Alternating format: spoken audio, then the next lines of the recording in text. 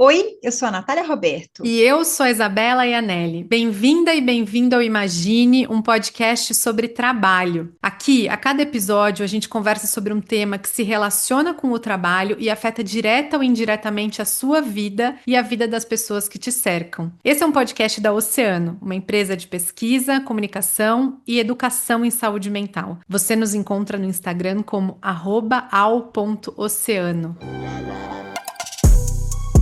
Hoje nós vamos falar sobre maternidade e trabalho com Cila Santos. Cila é feminista, pesquisadora e criadora do projeto Militância Materna, uma plataforma maravilhosa em que ela destrincha tudo o que você precisa saber sobre feminismo. Nós adoramos a abordagem da Cila, a didática e a profundidade de tudo que ela produz. Recomendamos que você fique por perto. O Instagram dela é @militânciamaterna. Filho dá uma perda total do caramba.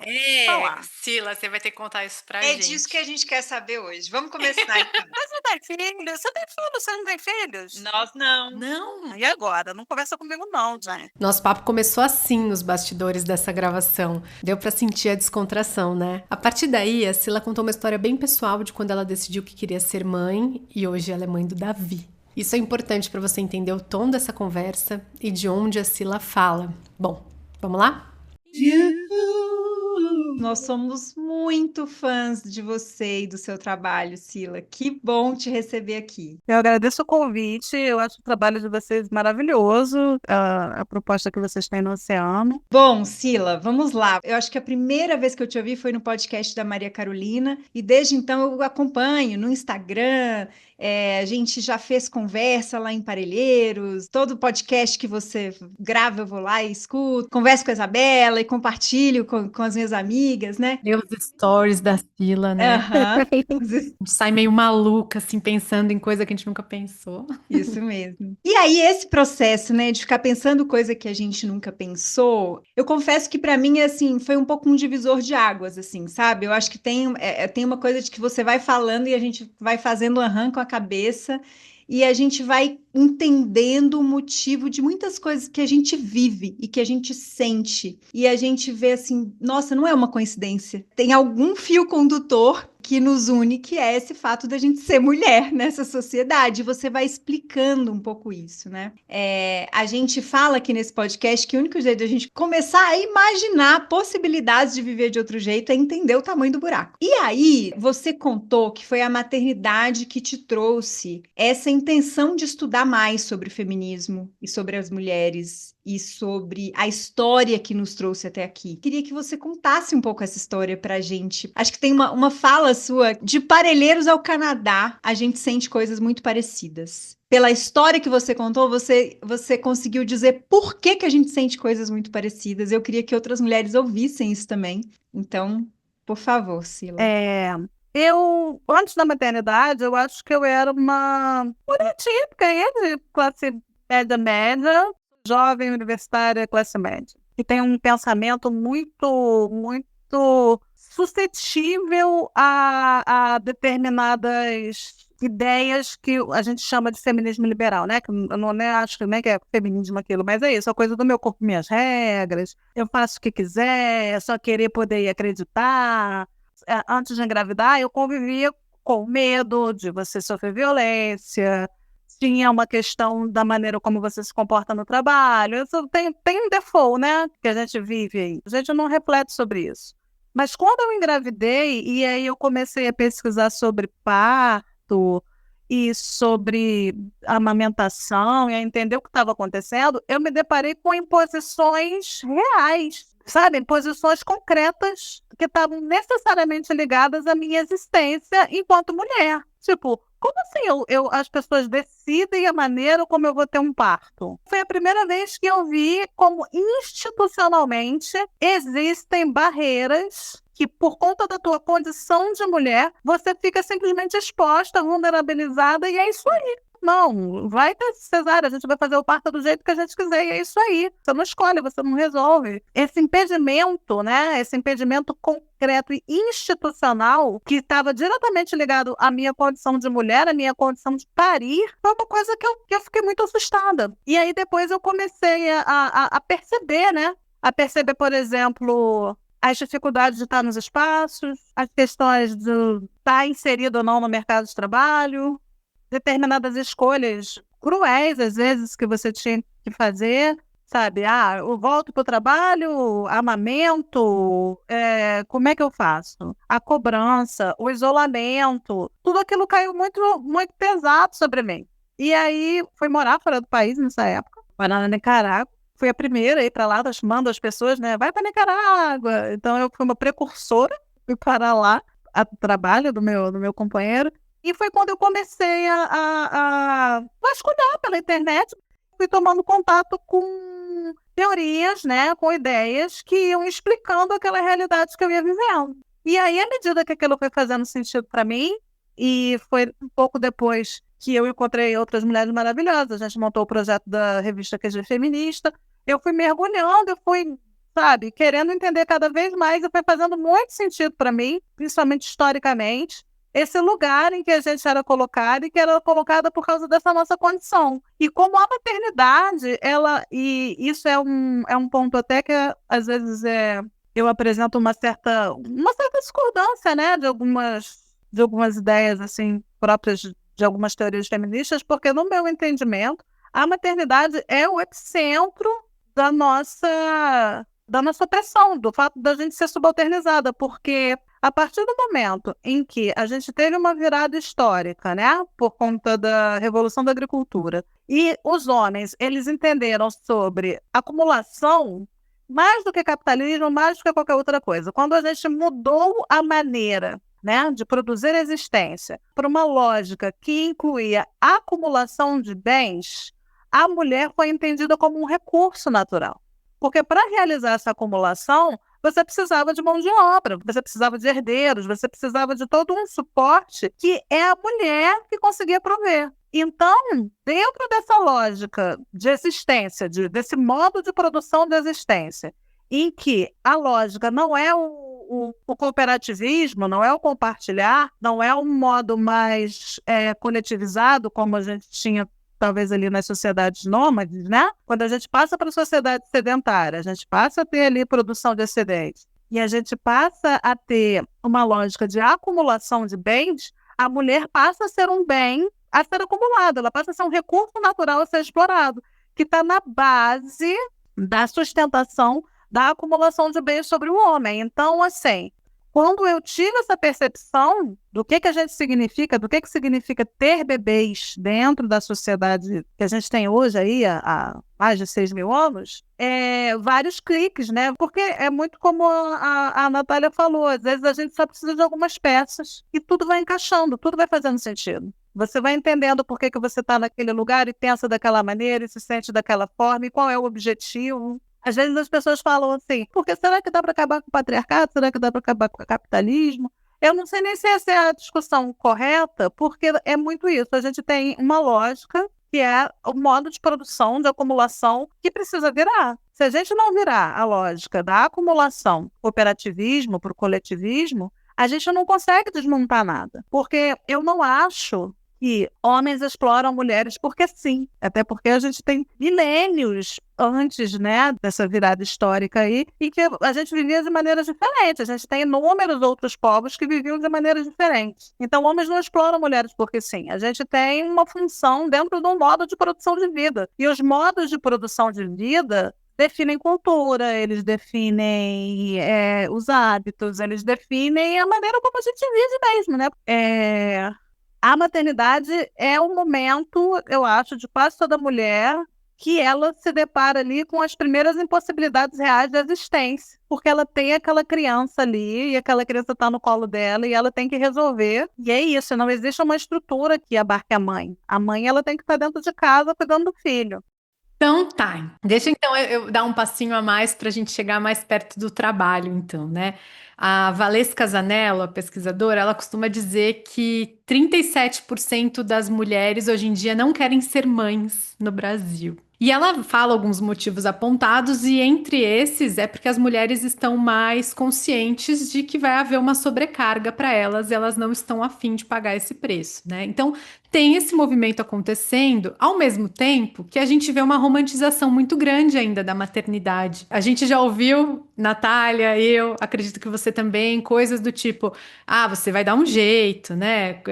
O filho já nasce com a baguete debaixo do braço, fica tranquilo. Nasceu uma mãe, nasce um filho. Como é que Isso, é? Nasce não um filho, nasce. preocupa. O dia que nasce um filho, nasce uma mãe. Mas eu também ouvi você falando que gravidez é uma doença, sim. Quando a gente for engravidar, para a gente pensar nisso. Polêmico, quero saber o porquê. Porque olha só, um outro dado que a gente achou da FGV: 48% das mães do Brasil deixam seus empregos nos primeiros 12 meses após a licença maternidade. Então, mesmo com uma política protegendo essa mulher, ela deixa o emprego, ela é deixada do emprego. Então conta pra gente assim, Sila, é isso mesmo? É tão mais difícil trabalhar sendo mãe? E isso é uma coisa do Brasil? Ou isso é pior no Brasil? Ou isso é um movimento mundial mesmo? Olha, assim, não é que elas não foram feitas para trabalhar. As mulheres, elas sempre trabalharam, né? Mas elas trabalhavam e davam seu dinheiro para o marido ou para o pai, mas trabalhavam em atividades manuais, atividades perto de casa, atividades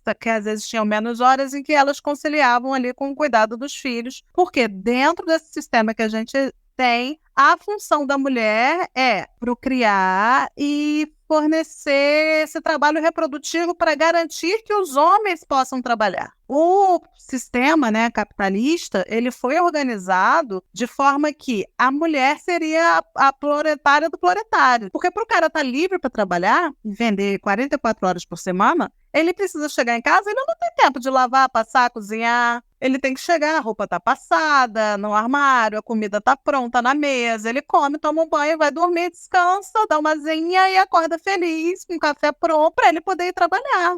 Porque não tem horas no dia que comportem todas essas atividades e a estrutura sabe disso. É por isso que você tem ali a família nuclear, em que o homem trabalha, recebe o dinheiro, né, sustenta ali aquela mulher, que vai dar herdeiros e que vai dar esse sustento, né, essa logística, vai cuidar desse aspecto aí de reprodução da vida. Mas no último século, principalmente, a gente foi tendo a introdução massiva de mulheres no mercado de trabalho, porque sim, né, porque foi também uma demanda das mulheres, uma demanda por você ter um pouco mais de independência financeira, acabou sendo uma boa ideia, o sistema ali, o capital percebeu, beleza, pode mandar, porque elas vão continuar fazendo o que elas continuavam fazendo mesmo e ainda vão trabalhar. Então, que bom. A entrada de mulheres no mercado do trabalho não foi uma vitória, foi mais uma concessão. Foi mais uma coisa assim, não, pode trabalhar, mas você não vai deixar de fazer o que você fazia, não. Tá bom? Trabalha, mas você vai continuar lavando, passando, cozinhando, cuidando das crianças. Te vira porque nós, né? E aí eu falo muito hipoteticamente, né, gente? Não é assim. Não acredito que tem um grupo de bigodudos fumando charuto e fazendo, né, as grandes leis. Talvez até tenha, vai saber. Mas, de alguma forma, a coisa foi se reorganizando nesse sentido, em que as mulheres foram entrando no mercado de trabalho, foram sendo aceitas, mas elas não foram desobrigadas das suas tarefas. E o sistema, a estrutura, não mexeu uma palha para acomodar essas mulheres. Não acomodou, porque as crianças permaneceram invisíveis. A maior prova foi a pandemia.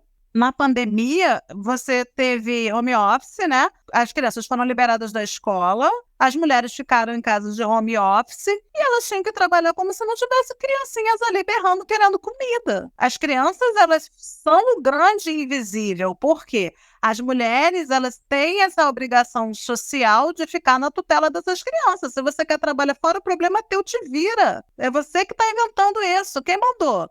Arranja um marido e fica em casa para ele te sustentar, se submete lá, é você que está inventando ideia, entende? É nesse lugar que a gente é colocada. Não é, nossa, como nós estamos evoluídos e agora homens e mulheres têm direitos iguais. Não, mulheres pagam um preço, e um preço alto, para poder estar no mercado de trabalho, para poder ter essa tal dessa igualdade, alcançar os mesmos lugares que os homens. Uma mulher, principalmente uma mulher que tem filhos, ela, para, sei lá, alcançar o mesmo lugar dentro de uma empresa que um homem de direção, ela paga um preço altíssimo de assédio, de ser cobrada, de ser subjugada, de ser humilhada, de ter que provar que dá mais valor ao trabalho do que à família. Homens não passam por isso. Homens não são testados como mulheres são testadas. Por quê? A nossa estadia nesses espaços masculinos é uma concessão, e é uma concessão que a eles interessa, porque a gente também está lá produzindo. E produzindo, às vezes, melhor do que eles. O Estado, Brasil, e aí a gente pode falar praticamente, sabe, Estados Unidos e boa parte da Europa, a gente pode falar de vários países, não se mexeu nada disso. A gente não escuta falar em creches nas empresas, creches comunitárias, redução da carga horária, lavanderias comunitárias, bandejões comunitários, coisas que têm a ver com reprodução da vida, que estão a cargo da mulher, eletrodomésticos melhores e mais baratos, né? Se todo mundo tivesse uma máquina de lavar, passar e a lava-louça e tivesse, né, eletrodomésticos para facilitar a vida. Você não tem nada que realmente facilite a vida da mulher para ela estar nesse lugar. Então, ao mesmo tempo, né, esse movimento da entrada das mulheres no mercado foi desequilibrando um pouco esse modelo de família nuclear, o que, de certa forma, para a mulher foi bom, porque ela ficou menos dependente financeiramente, mas, ao mesmo tempo, a gente também começou a criar a figura do homem folgado, que não é mais pressionado socialmente para cumprir as obrigações ali familiares. E as mulheres se ferraram de verde e amarelo. Aí você vai ver o número de mulheres que são chefes de família. Provavelmente é uma coisa... Eu não conheço a curva, mas apostaria que é uma curva ascendente, cada vez maior. Porque aí, ao mesmo tempo em que a mulher agora então trabalha, o homem ele foi perdendo esse papel de provedor e ele também não quis se envolver em mais nenhum outro papel, que seria a natural divisão social ali do trabalho doméstico. Qual seria o movimento natural da entrada das mulheres no mercado de trabalho? Você ter uma entrada dos homens no trabalho doméstico e você começar a ter uma divisão aí, uma divisão das despesas e uma divisão desse trabalho interno, de forma que ali deixa de ser um homem que possui uma mulher e filhos para ser duas pessoas, um casal, parceiro que cria filhos e está vivendo uma vida. É uma outra forma de você encarar essa organização chamada família. Mas a gente ainda tem muita crise e muita dificuldade de levar esse modelo, porque o modelo ainda que a gente recebe, que a gente vende, e que muitas mulheres, coitadas, entram enganadas no relacionamento achando que vai ser assim e chega lá e descobre que não é esse modelo em que ela resolve tudo e o homem não resolve nada. E nem é o provedor principal. Tipo, o negócio deu uma piorada ainda para muitas mulheres. E aí, o que acontece? A mulher que ela consegue ter igualdade ou performar, né, com um pouco mais de tranquilidade nesse mundo masculino, é a mulher que abdica de ter filhos. E isso, ao mesmo tempo, é muito cruel, porque é como se você tivesse que abrir mão de alguma coisa ali. E não estou dizendo que toda mulher tem que ter filhos ou nasceu para ter filhos. Mas é uma coisa que faz parte ali, né, do nosso imaginário, faz parte da natureza de fêmea, e você não consegue se relacionar com esse tema de maneira sóbria, sem angústia, não consegue fazer às vezes, uma escolha mais sóbria, no sentido assim, não, eu não quero ter filho porque eu não gosto de criança, porque eu não quero viver essa experiência. Às vezes você acaba chegando nessa conclusão assim, eu não quero ter filho porque vai atrapalhar o meu trabalho. Eu não quero ter filho porque eu não vou conseguir ajuda para cuidar. Então não é porque você não quer ter filho, é porque você não consegue ter as condições. E isso é muito duro. Eu imagino que boa parte das mulheres que está abdicando, que abdica de ter filhos, eu acho uma decisão sensata, triste, mas sensata. É porque você não tem condições. Se você for analisar, o mercado de trabalho não te dá condições. Ele fala para você, olha, daqui a 4 meses eu quero você de volta. É muito duro para uma mãe pegar um bebezinho de 4 meses e largar numa creche, gente. As mulheres precisam trabalhar, eu entendo tudo, mas é muito duro. Eu não acho que você vai... Assim, óbvio que sempre vai ter aquela mulher que vai falar, ai, graças a Deus, não estava aguentando mais. Mas, na regra, as mulheres ficam despedaçadas de pegar o bebezinho de 4, 6 meses e largar lá na creche, e você fica 8 horas longe do bebê.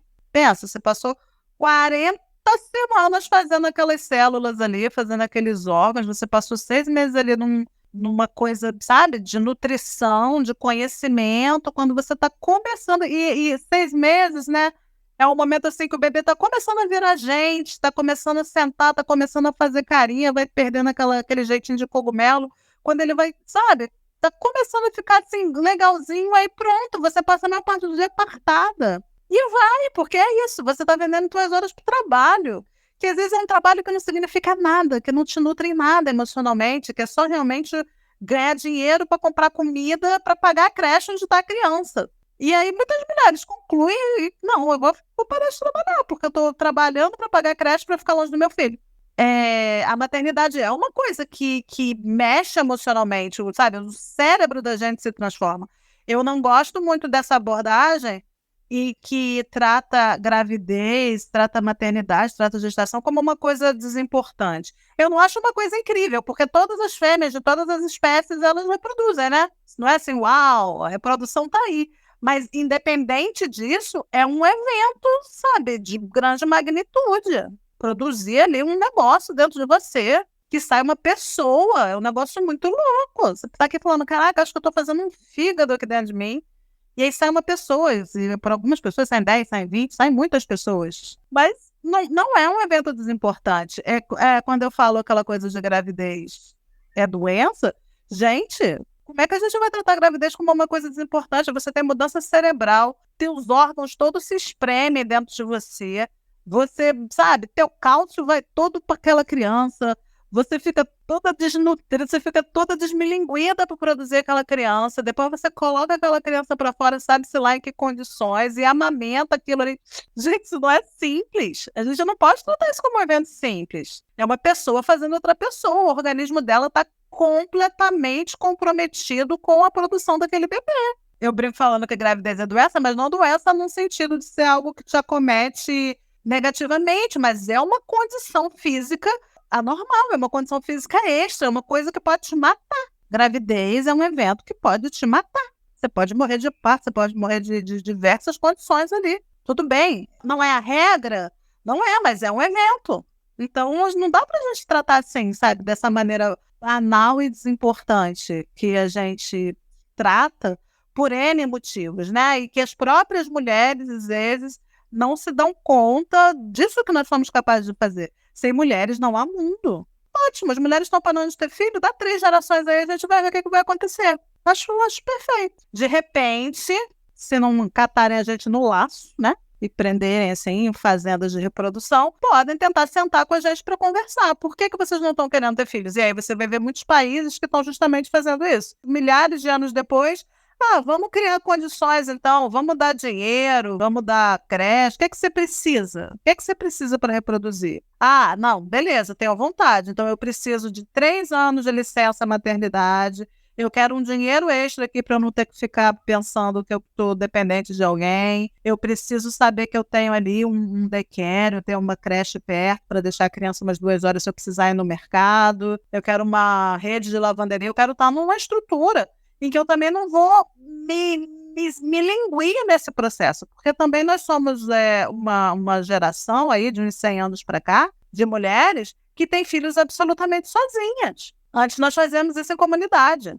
Então vinha a vizinha que era tua parteira, te ajudava. Todo mundo tinha mais de um filho também, então de alguma forma ali uma criança, uma filha ia ajudando a outra. As famílias eram numerosas, aí estava lá tua mãe, tua prima, tua tia, e aí todo mundo ajudava com aquela criança. No teu puerpério alguém ia lá te levava uma canja. Hoje a mulher vai para o hospital, tem o filho, volta para casa, fica 40 dias enfiada dentro daquela casa, sem ver ninguém. Ou então só recebendo visita impertinente, sabe? Você não tem a figura, sabe? A figura da mãe, da vizinha, das pessoas que vão lá, que acolhem aquela mãe, que tratam aquela mãe com a reverência que ela precisa, porque nesse momento quem precisa de cuidado é a mãe, não é o bebê. A mãe tem que ser cuidada, que aí sim ela vai poder dar suporte ao bebê. Não, o bebê é o evento. A mãe é negligenciada. Então a gente vive nesse momento histórico porque mães são muito negligenciadas. Qualquer mulher ali que pensa um pouquinho, que bota no papel, como é que vai ser a minha vida se eu tiver filhos? Eu vou conseguir acompanhar essa criação? A minha vida financeira, como é que vai ficar? E a minha vida social? E depois de um tempo? Qualquer mulher que bota no papel, ela acaba concluindo que talvez não seja a melhor ideia. Isso que realmente ali ela seja uma pulsão muito forte, ou ela já esteja fazendo um planejamento nesse sentido. É isso, tem que fazer um planejamento de guerra. Vão te chutar do trabalho, muito provavelmente, porque as funções de mãe não são compatíveis com aquilo que o mercado de trabalho exige. Ainda mais hoje em dia, né? A gente tem um mundo do trabalho que eu acho que está cada vez mais esquizofrênico, porque é um ambiente que ele permanece tão inóspito quanto, sei lá, há 50 anos atrás, mas as pessoas mudaram a sua linguagem para parecer que não, né? O trabalhador virou colaborador, e aí vamos falar aqui da comunicação não violenta, e mais empatia, por favor. Mas é que nem você tem muitos, às vezes, esquetes, assim. Eu lembro que uma vez eu vi uma esquete que era assim, o cara falando assim, não, então, porque nós estamos aqui no Setembro Amarelo, e aqui tem a fulana que vai falar sobre você de Setembro Amarelo, e aí uma pessoa levanta a mão e fala assim, então, mas eu precisava sair mais cedo para ir no psicólogo, porque eu estou com pensamento, eu estou com ideação suicida. Não, isso você não pode fazer, porque você tem entrega para fazer. É isso, continua a mesma lógica produtivista, apegado em micropoderes e apegado em projetos que são só para mostrar, não tem apego à efetividade, não tem apego à melhoria mesmo, mas numa linguagem, né? Uma linguagem que é o contrário, é muita dissonância cognitiva. As pessoas falam uma coisa, mas elas estão vivendo outra. E aí elas não conseguem sequer denunciar direito aquilo que elas estão vivendo. E para as mães não é diferente. O ambiente das mães é isso. Vai falar, não, que maravilha, o seu filho, não sei o quê. Mas aí ela vai perceber que o trabalho dela está sendo diminuído, ou não está sendo considerado, ou que ela vai começar a ser boicotada, ou que quando ela chegar com uma demanda do filho, ela vai começar a ser vista de uma maneira diferente. Criar filho é incompatível com o mercado de trabalho. Isso é uma mentira que eles falam que você consegue conciliar carreira e maternidade. Não consegue, isso é mentira. Ou você vai ser uma mãe muito ruim, ou você vai ser uma profissional muito ruim. Porque são duas atividades que te exigem dedicação exclusiva. A maternidade te exige dedicação exclusiva, o trabalho te exige dedicação exclusiva.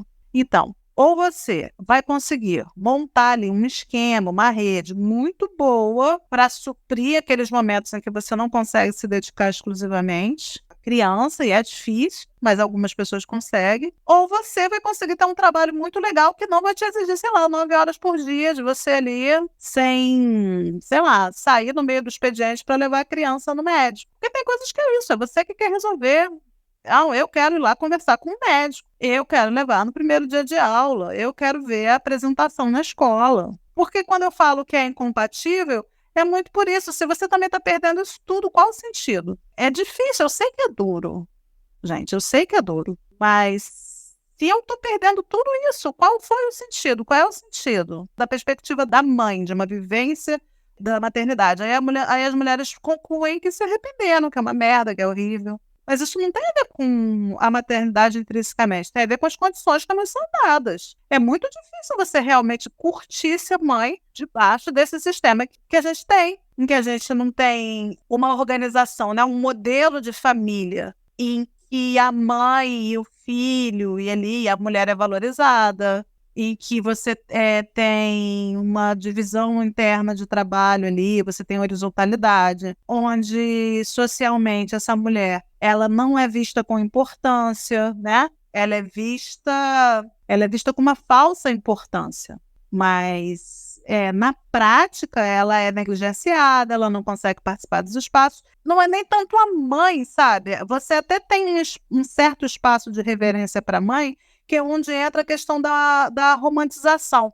Porque à medida que você também vai tendo momentos como esse, em que as mulheres estão percebendo que ser mãe não é bom negócio, você está percebendo que casar não é bom negócio, aí você começa a ter reforços culturais que vão tentando te fazer pensar que você está doida. Você vai, sabe, vão ressuscitando a Cinderela, vão fazendo essas coisas assim, não, mas olha como é lindo, olha o amor, olha o filho, é o amor mais grande do mundo. Então você vai tendo reforço de mensagens que é para tentar fazer com que você fique presa ali na emoção. Mas no geral, assim, a condição da mãe é muito ruim. E a criança, então, ela tem uma condição muito vulnerável. Crianças na nossa sociedade têm uma condição muito vulnerável. Ninguém liga para criança. Ninguém liga para criança. E crianças estão expostas a perigos e perigos sérios o tempo inteiro. Então, você também ainda fica nesse lugar, enquanto mãe, de tentar proteger aquela criança. E de você tentar tomar decisões que vão manter aquela criança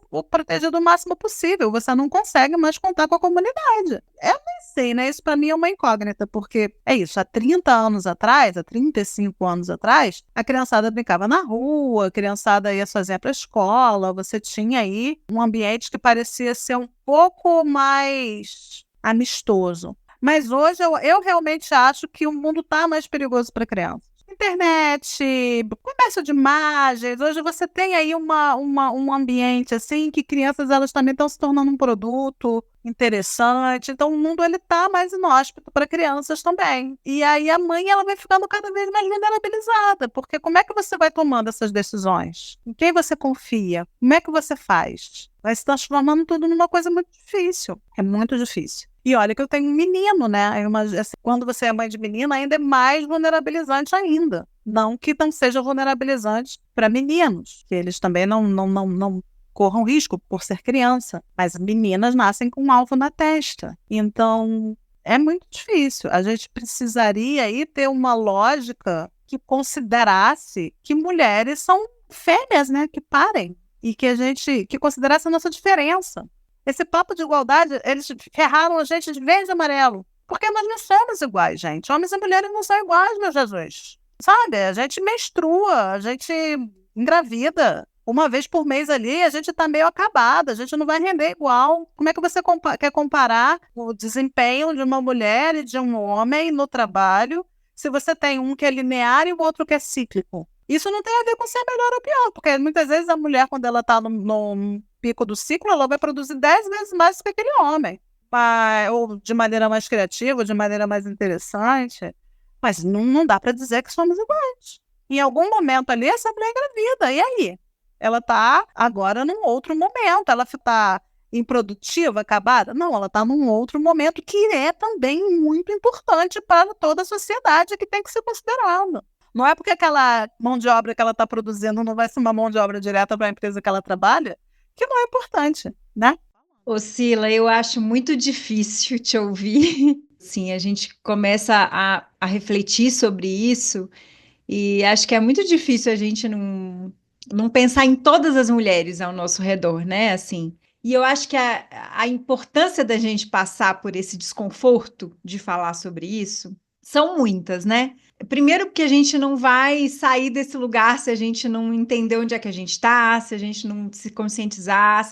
Eu acho que isso é que vai dando para a gente a vontade da gente se reunir, da gente criar grupos e, né, a potência da gente conversar e de criar grupos e como que a gente se organiza, né, para construir outros mundos possíveis e mais suportáveis e melhores para as mulheres, né? Mas além disso, eu acho que tem uma importância. Eu fui te ouvindo e pensando em muitas pessoas ao meu redor, assim, muitas mulheres que eu vejo em situações muito difíceis por causa da maternidade, sabe? De pessoas próximas, não tão próximas. Eu tenho amiga que voltou para trabalhar e no dia que voltou para trabalhar foi desligada.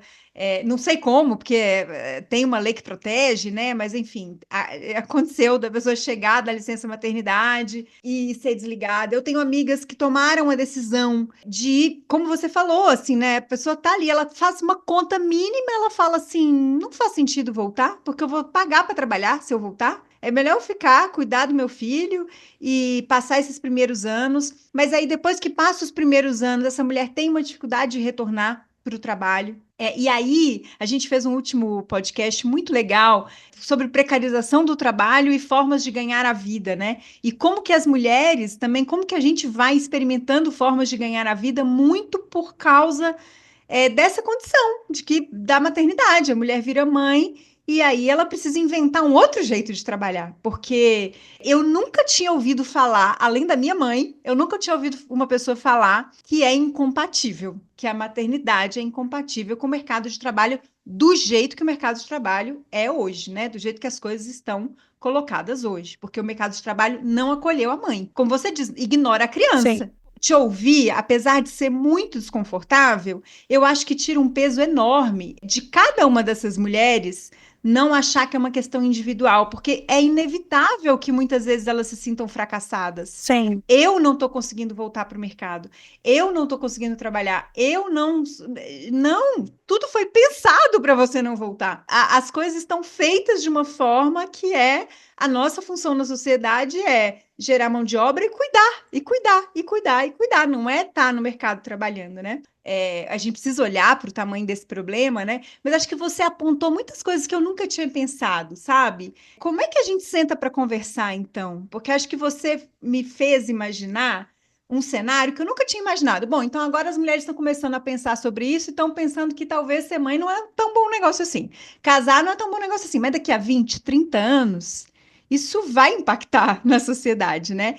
Então, talvez a gente tenha que sentar para conversar. O que a gente precisa, né? O que seria, né, um mundo em que o mercado de trabalho, as empresas começassem a incluir para que não fosse incompatível trabalhar e ser mãe ao mesmo tempo, né? Toda a estrutura da sociedade foi feita para que a gente, para não dar para a gente, né? A Isabela e eu, a gente fala muito sobre isso, o quanto que a gente, esse feminismo neoliberal, que eu já, tipo, já fui assim, muitas vezes eu me dou conta da feminista que eu era 10 anos atrás e eu falo assim, quantas coisas eu fiz para me prejudicar, entendeu? Assim, não, eu dou conta, eu resolvo, eu, tipo, não preciso disso. Não, dou conta não, Não entendeu? precisa, eu posso. É, exatamente. Que pegadinha Eu é essa que a gente faço. caiu, né? Que a gente ia dar conta, mas a gente não dá. Então, assim, queria te ouvir um pouco sobre como é que a gente pensa nisso, né? O que seria o que seria pensar coletivamente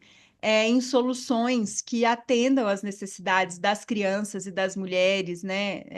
Eu acho que, assim, tem coisas que não são difíceis, embora eu acho difícil de acontecer. Não são medidas impossíveis. Por exemplo, você equiparar a licença maternidade de homens e mulheres, mesmo que eles não vão fazer porra nenhuma. Mas se você equipara, homens vão passar a dar tão prejuízo quanto mulheres, né? Aí ela passa 6 meses fora, ele também vai passar 6 meses fora, e então, pronto, demite os dois, né?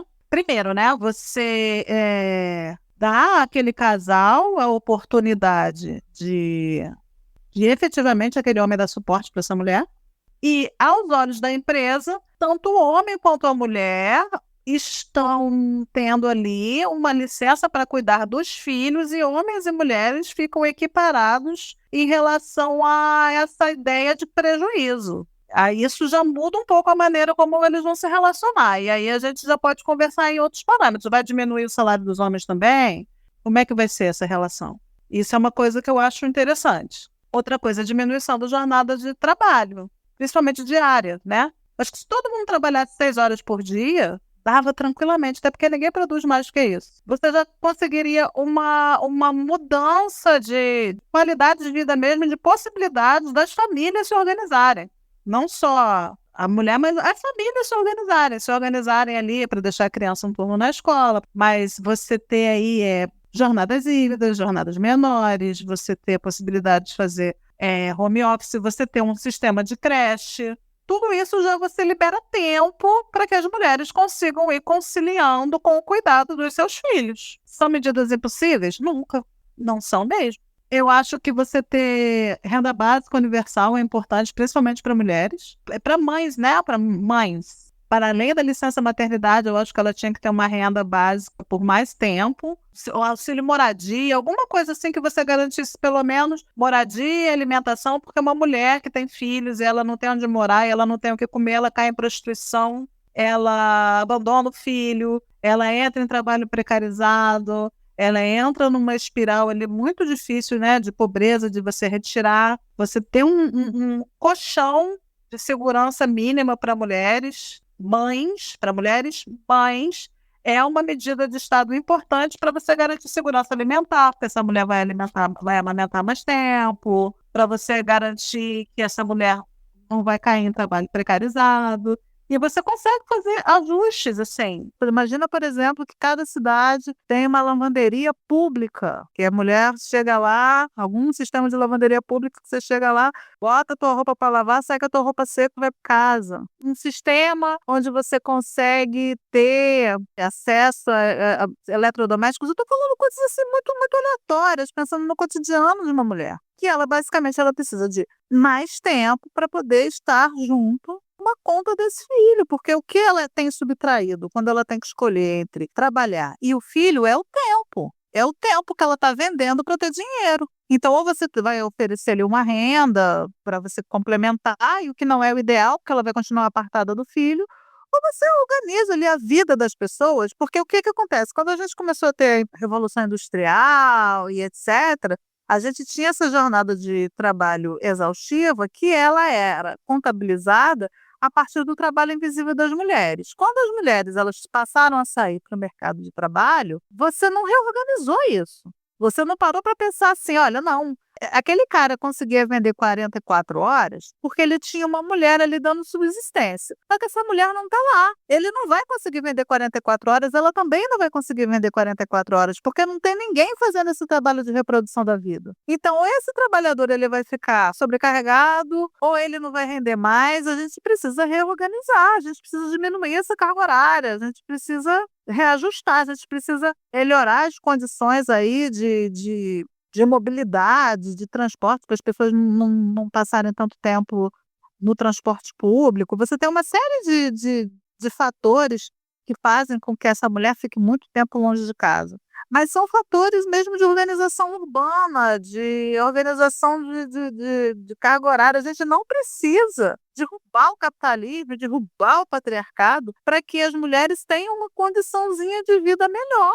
Esse é que é o ponto. A gente não precisa ficar esperando a derrubada do sistema, sabe? A gente consegue fazendo pequenas reformas que vão pelo menos ajudando essas mulheres a tirar a cabeça da água, para que uma mulher não tenha que escolher entre um filho e um trabalho. Isso é muito cruel, gente. Isso é muito cruel, ela ter que escolher entre cuidar do filho e sobreviver.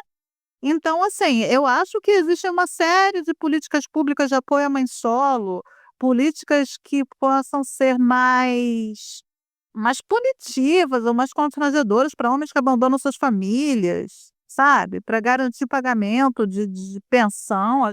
Se essa família nuclear que ela foi organizada de uma determinada forma, ela está ruindo, e ela está ruindo. A gente cada vez menos tem esse modelo. A gente precisa repensar como é que vai ser esse modelo, então. É um modelo em que mães são chefe? É um modelo em que os dois são chefes? E essa família monoparental? Como é que funciona? Quem é que está cuidando dessas crianças? Se você precisa da tal aldeia? Essas discussões elas não estão sendo feitas. Isso é uma discussão que tem que ser feita do ponto de vista de política pública mesmo. Colocando a mãe, colocando a mulher no centro da discussão. A gente precisa, né? O povo não sabe mais nem direito o que é uma mulher, quanto mais uma mãe. E a gente fica muito refém. São discussões muito fundamentais de organização da vida. Quando você discute como vai ser a criação das nossas crianças, como você vai dar suporte para essa mulher que está criando essas crianças, você está falando do futuro de uma nação, você está falando de futuro, você está organizando esse futuro. Você não está criando esse monte de gente, sabe, com a cabeça toda estragada, porque aí depois pensa, as crianças estão muito tempo na tela, as crianças não sei o que, não sei o quê. Isso tudo é sintoma de organização de uma sociedade em que a gente não consegue mais estar junto ali, tá dando apoio. Por que crianças de 30 anos atrás não cresceram com a cara enfiada na tela? A gente até cresceu, o Xuxa tá aí para provar isso. Porque a gente estava brincando com outras crianças, a gente estava na rua, a gente tinha um sentimento mais de liberdade, porque muitas mães estavam em casa. Hoje não, hoje a maioria das mulheres, a gente teve esse empobrecimento geral, a maioria das mulheres precisa trabalhar. Não é uma coisa assim, aí eu vou trabalhar para comprar os meus esmaltes. As mulheres precisam trabalhar para manter um custo de vida que é cada vez mais caro, com o mínimo de conforto, porque o Estado ele vai dando menos assistência, e as crianças elas estão sendo criadas por quem? Estão sendo criadas realmente pelo Felipe Neto. Não tem o que fazer, porque você também não tem como deixar ela brincando na rua. A gente tem muitas camadas aí de recomendação e de culpabilização, que, como sempre, né, vão caindo em cima da mãe, mas eu não acho também que tem resposta. Ah, não, você tem que levar a criança para brincar ao ar livre. Gente, às vezes uma pessoa mora num lugar onde tem uma árvore. Ela vai levar essa criança onde? Vai plantar um pezinho de feijão daquela brincadeirinha da escola, é o máximo de planta que essa criança vai ver. Não é isso, não é também porque é como se as mulheres acordassem e falassem assim: ai, vou ficar aqui vendo Ana Maria e vou largar meu filho ali. Não é assim também. De uma maneira geral, as mulheres estão tentando fazer ali o máximo que conseguem, mas a gente está com uma estrutura cada vez mais sufocante, não só do ponto de vista da condição das mulheres, mas das condições gerais mesmo, sabe? Das condições de saúde, de educação, de acesso a aparelhos estatais, acesso à praça. Você mora num lugar que não tem uma praça. Vamos tirar a criança das telas. Vai enfiar essa criança onde? Aí vai levar a criança na praça, está tendo tiroteio praça. Coisas, infelizmente, são bastante complexas, assim. Não acho que é uma coisa que não tem solução, só que tem que vir sendo discutido de cima, colocando mulheres no centro. Essa categoria aqui de pessoas são fêmeas que fazem crianças, elas têm condições específicas. Essas condições específicas precisam ser consideradas e elas precisam ser integradas na maneira como a gente organiza o nosso Estado. A gente tem que ter políticas específicas, aparelhos específicos. Crianças existem, mães existem. Como é que essas pessoas existem? O que elas precisam para existir? Vamos nos organizar e vamos fornecer.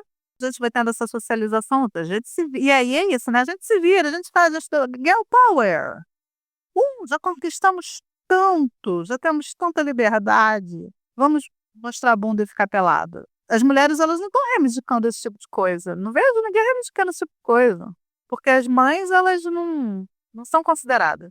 Parece que a mulher existe até o momento em que ela engravida. A partir do momento que ela engravida, ela passa a ser invisibilizada, inclusive do ponto de vista dos movimentos. A gente tem que tentar trazer esse fenômeno da geração da vida para o centro do debate. Na Coreia do Sul, se eu não me engano, as meninas lá já desistiram. E justamente por isso. Por quê?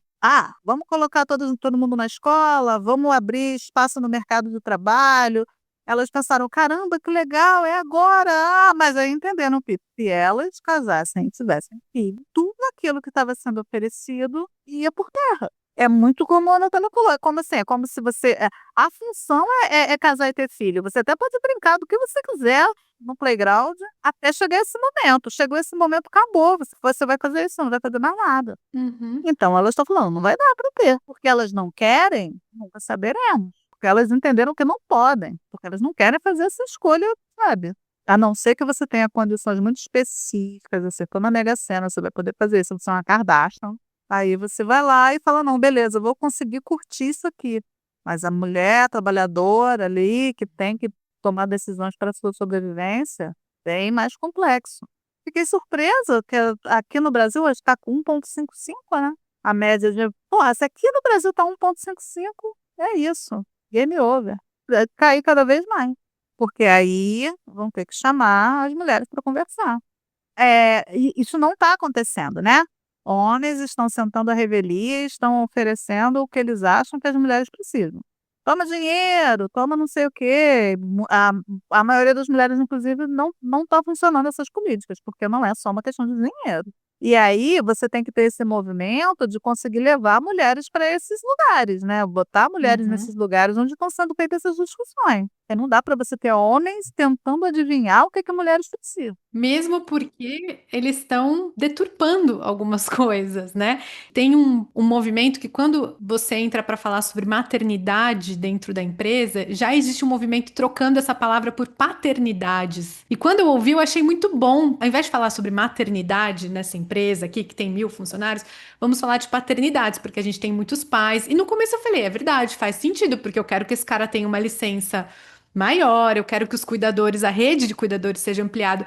Mas depois, Sila, me bateu uma depressão, porque eu falei, que sacanagem, a gente nem falou de maternidade ainda. A gente nem ouviu essa mãe. Essa pauta já foi cooptada até para jogar uma culpa, acho, em cima da mãe, sabe? Olha, você precisa ter uma rede maior. Não é essa empresa aqui que vai conseguir bancar tudo, né? Não é uma pessoa só.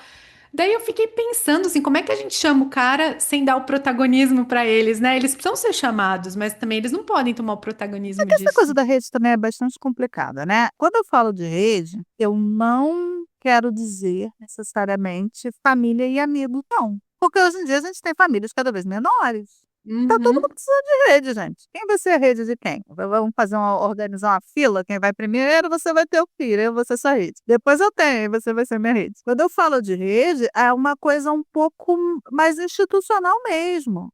É que eu falei, é você ter, sei lá, centros de convivência infantil, municipais, onde você consegue deixar a criança ali, é um negócio direito, decente, onde não vão, né, fazer nenhuma atrocidade. Você consegue deixar a criança ali por umas horas para poder resolver, sabe, coisas da vida. Porque você precisa limpar a casa, porque você precisa fazer o supermercado, você ter oferta maior de doula, de aquela figura da, não é a parteira, no Reino Unido tem muito, eu esqueci o nome. É como se fosse uma parteira, mas ela visita a mulher no puerpério, durante todo o puerpério. Vai lá ver como é que tá, conversa, orienta. Ter essa rede de amparo institucional para puérpera. Aí eu já vi uma iniciativa parecida com essa. Ocila, é o que as mães mobilizadoras de parelheiros fazem, só que a gente precisaria disso muito multiplicado, né? É um grupo de mulheres organizada para dar apoio para mulheres da região, né? Mães, gestantes, enfim. Mas isso hoje feito por um grupo de mulheres. Precisou um grupo de mulheres se organizar, entendeu? Para cuidar. É tão enraizado que o cuidado é uma função da mulher que precisa um grupo de mulheres se organizar para pensar como é que a gente vai cuidar das mulheres dessa região, Isso né? poderia ser feito de maneira institucional, que nem a gente tem médico da família, poderia ter o assistente social da família, tem um Isso. grupo que visita aquela comunidade para É. saber como é que tá. A fulana tá com problema de violência doméstica, a ciclana acabou de ter filho, e a outra não sei o quê. Gente, não é difícil, é só querer organizar. As mulheres lá, sem um puto de recurso, estão fazendo um trabalho maravilhoso. E a Uhum. gente encontra iniciativas, assim, muito interessantes. É uma questão de botar o foco mesmo, de trazer esse protagonismo. É isso que a Isabela falou. A gente nem conseguiu falar ainda paternidade. A gente tem essa questão mesmo da romantização, que ela é bastante silenciadora. Porque tudo que as mulheres têm permissão para falar sobre maternidade é que é lindo, que é maravilhoso, que eu amo. Olha, isso também é um trabalho, é uma tarefa, né, e essa é uma tarefa que não dá para você realizar sozinha. Você não consegue tomar conta de um bebê sozinho. Para começar, porque o bebê não pode ficar sozinho. Você pisca o olho, a criança rola lá e plopt no chão. E essa mulher precisa tomar banho, precisa comer, ela precisa viver, você precisa de, assim, 2 pessoas ali revezando, você ainda precisa de uma pessoa que vai trazer renda para dentro dessa casa, você ainda precisa de uma pessoa que vai ajudar um pouco ali na organização doméstica. Então, para uma pessoa ter paz na cabeça, ela precisaria de 4 pessoas ali, uma meio que revezando com ela, uma que ia trazer o sustento, uma que ia dar um apoio ali nas coisas da casa, de comida e etcétera. 4. E as mulheres fazem tudo sozinhas e naturalizam que é isso mesmo. E às vezes de 2, 3 filhos, porque as crianças vão engatando uma na outra, ou nasce gêmeos. Meu Deus, minha prima teve gêmeos. Olha, tá de parabéns. Ô, Silas, a gente lembrou de uma fala sua na roda que a gente fez lá em Parelheiros, e você trouxe isso de novo, né? Você falou assim, esse papo de igualdade é mó furada, né? Assim, colocou a gente numa situação muito difícil, né? E lá você falou assim, nós mulheres não devemos exigir igualdade, nós queremos que se reconheça a nossa diferença e que se organizem estatutos para que a nossa diferença não signifique Isso. uma vulnerabilidade permita que a gente seja tratada de maneira subalterna. Essa é uma fala sua. E acho que é um bom jeito da gente fechar, assim, né? Olhando para tudo que você falou, né? O quanto essa romantização ela não ajuda a mãe nem um pouco, não ajuda a mulher nem um pouco, né? E quanto esse papo muito raso, né? Muito preguiçoso de igualdade deixa a gente também numa situação muito difícil, Porque, né? cara, quem é que provê essa mulher que gesta? A mulher que está gestando, a mulher que está parindo, a mulher que está amamentando, ela não consegue se prover. Não consegue, o corpo dela está completamente dedicado a uma outra pessoa. Ela precisa de alguém que vai prover. E esse corpo dela, e esse tempo dela, em tese, deveria poder ficar dedicado a essa criança ainda por uns anos, assim, uns 2, 3 anos. Até essa criança, ela pelo menos está com uma certa autonomia. E sem que isso virasse um problema na vida dessa mulher, porque é o que acontece, né, Sila? Muitas vezes, assim, algumas mulheres ainda conseguem tomar essa decisão de se dedicar por 2, 3 anos, mas isso vira um problema na vida dela por anos, porque ela não consegue voltar a trabalhar. No meu caso, nunca consegui voltar direito, mas assim, isso tinha que ser visto como um serviço público. Uhum, Como uma prestação de serviço público, gente, você está fazendo pessoas. uhum. Sem mulheres não há mundo. Se a gente parar de fazer gente, 3 gerações, acabou o mundo. Acabou. Não precisa de meteoro, não precisa de nada. Precisa das mulheres chegarem à conclusão que elas estão chegando, que não vale a pena, que é cansativo demais. Porque assim, a gente chegou onde a gente chegou por causa de viradas tecnológicas, né? A Revolução da Agricultura foi uma virada tecnológica. A gente agora está passando por diversas viradas tecnológicas que não sabemos o que vai dar. Principalmente no último século, com muitas conquistas, né, que as mulheres conseguiram, muitos espaços que elas conseguiram alcançar. O fato da gente ter saído dessa posição padrão de esposa, casado mais tarde, porque antes a menina com 12, 13 anos, primeiro óvulo lá estava saindo do folículo, já tinha um espermatozoide ainda ao encontro, ela já estava casada. Então, as mulheres, elas não tinham, nós nunca tivemos, até pouco tempo, possibilidade de elaborar sonhos para nós mesmos. Nós éramos casadas muito meninas. E a gente estava falando da juventude. Com 14, com 15 anos, você já estava inserida dentro de um contexto em que você era ali o esteio de uma família, em que você já tinha filhos. E aquilo ia ser a sua vida para sempre. Porque às vezes você ia ter 8 gestações, você ia passar a vida parindo. Essa foi a vida da maior parte das mulheres durante a maior parte do tempo. E no último século é que essas coisas foram mudando. Isso é uma revolução muito importante que a gente ainda está entendendo. Foi a partir do momento em que a gente pôde casar mais tarde e não parir tão cedo, escolher não parir, é que a gente pôde olhar e ver que tinha um mundo, que era o mundo que os homens transitavam, e a gente pôde falar, cara, mas eu também quero isso. Eu também quero viajar, também quero ter um carro. Pô, também quero fazer essa atividade de trabalho. Eu também quero ter essa profissão, também quero estudar. Porque antes a gente não conseguia nem chegar nesse lugar. Os homens estavam lá fazendo guerra, se matando na guerra, que é o que eles gostam de fazer, e a gente estava profundamente mergulhada no trabalho de criação de crianças, porque nós éramos praticamente sequestradas e engravidadas na nossa juventude. Sabe, se você for conversar com uma pessoa mais velha, que teve muitos filhos, for conversar sobre a vida, e aí você vai perguntar assim, mas e aí, você queria ter feito outra coisa? Você vai ver que a maioria vai responder assim: "Ah, sim, mas aquela é a vida, né, aquela é a vida que a gente tinha". Não pensava muito em outra coisa, que aquela era a vida que a gente tinha, mas não é a vida que a gente tem. Então talvez nós somos as primeiras gerações de mulheres a ter sonhos, a ter aspirações, a ter desejos, a ter ambições. Por isso que esse discurso da igualdade nesse momento, ele é perigoso, porque sim, nós somos iguais aos homens nas nossas capacidades, nos nossos sonhos, nos nossos desejos, nas nossas ambições, nas nossas potencialidades, mas o nosso corpo tem uma função diferente na sociedade que a gente vive. E viver esses sonhos, essas aspirações e cumprir essa função, que continua tendo a função, sinto muito se tudo que os homens conseguem contribuir é por alguns segundos. Mas quem faz os bebês, quem coloca essa roda para girar, somos nós. Ele dá uma célula, a gente dá todo o resto. É quase insignificante o que eles contribuem, desculpa. A gente faz todo o resto do trabalho. Então, a gente não pode assimilar esse discurso da igualdade querendo achar que nós somos homens. Nós não somos homens, nós somos mulheres, nós somos fêmeas. Nós temos uma função reprodutiva na nossa espécie, nós somos animais. A gente entrou numa pira que a gente está se afastando, inclusive, dessa questão de que nós somos animais, gente, da espécie humana, macho, fêmea, não tem o cavalinho, a égua, o cachorrinho, a cachorrinha, todo mundo sabe quem é o macho e a fêmea. Agora a gente agora está se confundindo, está esquecendo que nós somos as fêmeas. Mas, diferente das outras espécies, a gente consegue elaborar, fabular, e a gente conseguiu desenvolver tecnologia para abrir mão de cumprir a nossa função reprodutiva. E tudo bem. Mas o ponto é, uma vez que a gente queira, uma vez que a gente esteja imbuído nisso, como é que a sociedade vai acolher esse processo? Como é que eu vou me integrar?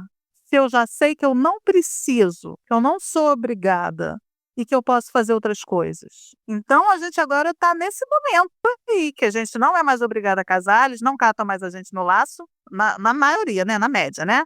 Vamos tirar uma média aí, 18 bilhões, metade está conseguindo. A gente consegue não engravidar, mas nós temos uma função que é muito importante. Tem isso também, a gente não precisa se achar as vítimas da história, né? A Dworkin, ela tem um livro, Mulheres de Direito, eu sempre falo muito dele, eu tenho uns textos dele traduzidos, perdidos por aí, que ela analisa a questão das mulheres de direita e as mulheres de esquerda, e uma coisa que ela fala é assim, as mulheres de direita, elas fizeram uma escolha consciente, elas não são pobres coitadas, sabe? Elas falaram assim, pô, posso ser contra, mas também posso ficar aqui quieto no meu canto e arranjar um lugar mais ou menos cômodo debaixo desse guarda-chuva. E funciona para muitas, e tudo bem. Durante todo esse tempo que as mulheres estavam lá, enfiadas em casamentos e parindo, todas elas foram tentando buscar zonas de conforto para viver suas vidas, porque todo mundo quer ser feliz. Nossas avós, nossas bisavós, nossas tataravós também queriam e também buscavam isso dentro da possibilidade de vida que elas tinham. Todas as mulheres tentaram resistir, todas as mulheres tentaram ser felizes, todas as mulheres tentaram realizar ali as poucas aspirações que tinham com as ferramentas que elas tinham no momento histórico que elas viviam. Essas condições mudaram e pela primeira vez a gente está tendo aí essa possibilidade de sentar e falar, então, e aí, como é que vai ser agora? A gente precisa mudar o acordo. Aquele acordo em que você me sustentava e eu ficava dentro de casa parindo, ele não funciona mais. Você não consegue mais me obrigar a cumprir esse acordo. Obrigada, todo esse papo romântico é muito bonito, não me interessa. As leis, elas começam a mudar, né, mas aí a cultura vem mais forte, aí vem romantismo em cima, para tentar convencer ali na socialização e na cultura, aquilo que a lei antes não conseguia. Antes você não precisava ser romântico, você era obrigado a casar. Teu pai te vendia e acabou. Gostou, não gostou, o problema é seu. À medida em que isso foi perdendo força, você precisa convencer as mulheres que isso é uma coisa boa, que isso é uma coisa desejável. A gente vai lá e se entrega voluntariamente, né, ao carrasco. Mas a gente já está também começando a superar esta fase. Ó, e aí? Quais são as condições para a gente se casar? Eu não quero entrar nesse lugar de esposa subalterna que vai ficar lavando e passando para você. Também não você vai me sustentar em casa para eu ficar tendo os filhos, porque eu quero ter os filhos e eu quero cuidar dos filhos. Como é que vai ser o acordo?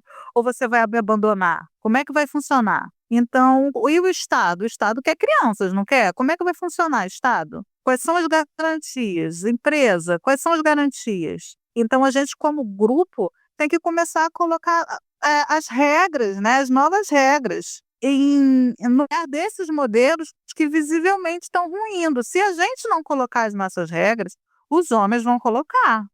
E aí começam essas maluquices que vocês já estão vendo, né? A não monogamia, o relacionamento aberto, não sei o quê, blá blá blá. Começam a jogar um monte de papo mole na cabeça da gente, que funciona para muita gente, parabéns.